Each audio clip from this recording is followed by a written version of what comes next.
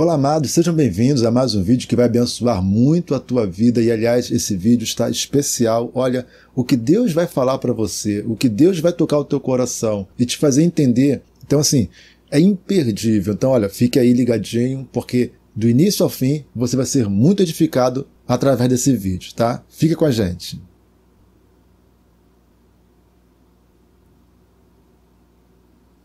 Olha que interessante, o livro de Eclesiastes, no capítulo 7, eu vou ler aqui a Nova Almeida atualizada, que diz assim, Eclesiastes 7:8, melhor é o fim das coisas do que o seu princípio.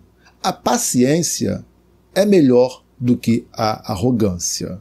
Olha, amados, preste muita atenção, porque eu quero trazer algo aqui muito importante para você, que vai ser disruptivo na tua vida, vai ser transformador, vai te levar para um outro nível, tá? Antes de nós comentarmos sobre esse versículo especificamente, deixa eu trazer para você 3 personagens bíblicos e o que eles têm em comum. E depois eu vou trazer um 4º personagem que diverge completamente dos 3 primeiros.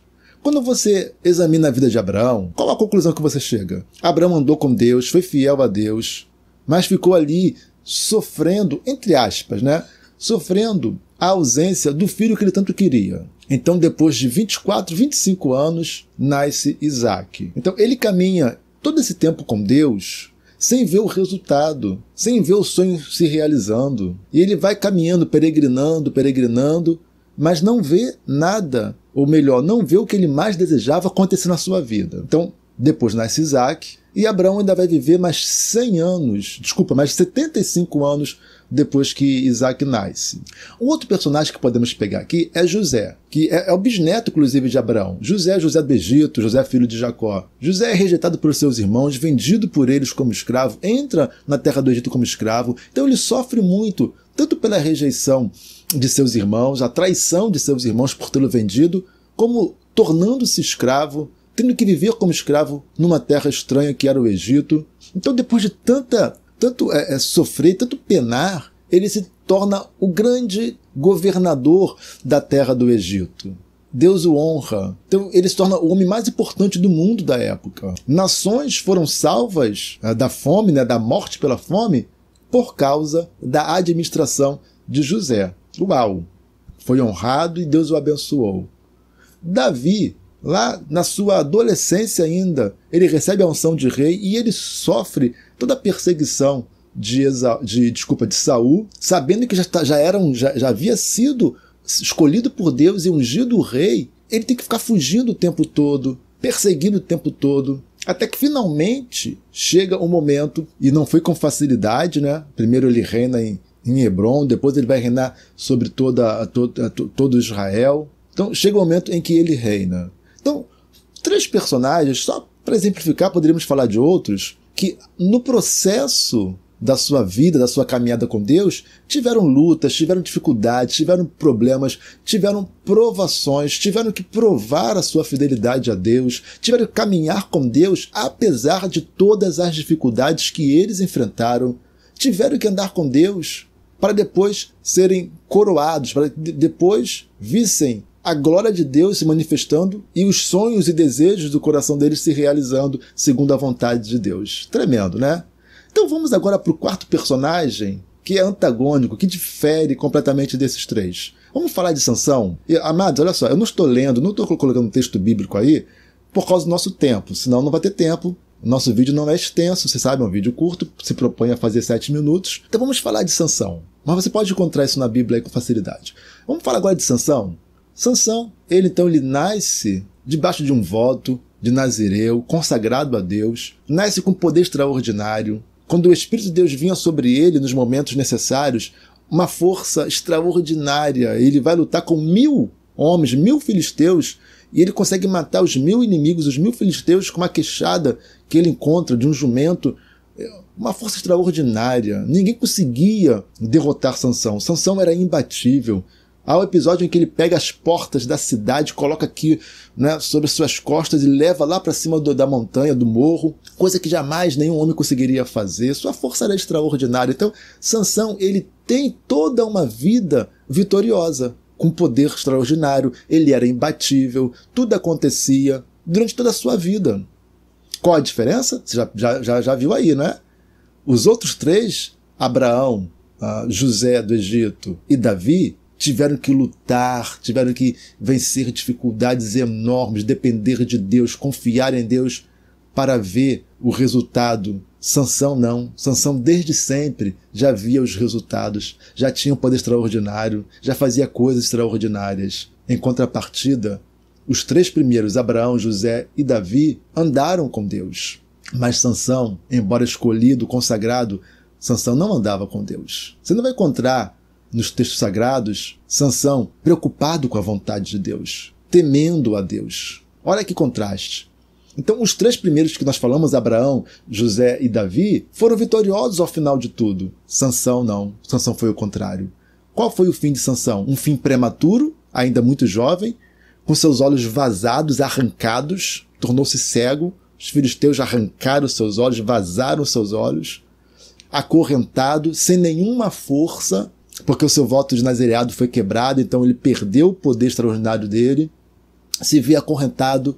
Então, por fim, ele pede perdão a Deus e fala que eu faça o último feito, que o Senhor me devolva a força para que eu derrube essas colunas do templo de Dagon e mate os filisteus. E a Bíblia vai dizer que na morte ele derrota mais os inimigos do povo de Deus do que na sua própria vida. Mas foi trágico, seu fim foi trágico, foi prematuro. Não era para ser daquela maneira. Então, quando nós percebemos o primeiro texto que nós lemos de Eclesiastes, que melhor é o fim das coisas do que o seu princípio, se aplica muito bem aqui. Deixa que a gente caminhe com ele, independentemente das circunstâncias, independentemente das provações que temos, independentemente das dificuldades que enfrentamos no nosso dia a dia, que andemos, que o nosso coração esteja em Deus, que vivamos para Ele, não importa o que aconteça na tua vida, viva na presença dEle, porque Deus vai cuidar de você e no tempo certo, no tempo de Deus, as coisas vão acontecer. É no tempo de Deus, que seja feita a vontade dEle, no tempo dEle sobre a nossa vida, como foi com Abraão, com José e com Davi e com tantos outros. Mas quando nós queremos tudo para já, para agora, para imediatamente, nós nos perdemos, como foi o caso de Sansão. Sansão, desde o começo, sempre teve o poder, mas se perdeu, nunca encontrou Deus.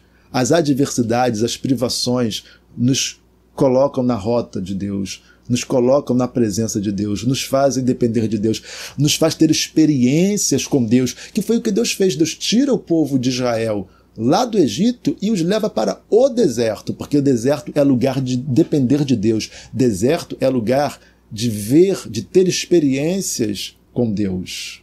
Que as tuas dificuldades de hoje te coloquem na rota de Deus, a rota do sucesso. Que as tuas adversidades de hoje, que as tuas privações de hoje te levem para perto de Deus. Como foi com Abraão, com José do Egito e com Davi. De nada vale você ter tudo o que você precisa hoje, mas teu coração se distanciar de Deus, como foi o caso de Sansão. Melhor é o fim das coisas, que no fim você possa falar, olha, eu lutei. Foi difícil, foi muita dificuldade, mas, se não fosse o Senhor na minha vida, o Senhor me sustentou. Até aqui tem me ajudado, Senhor.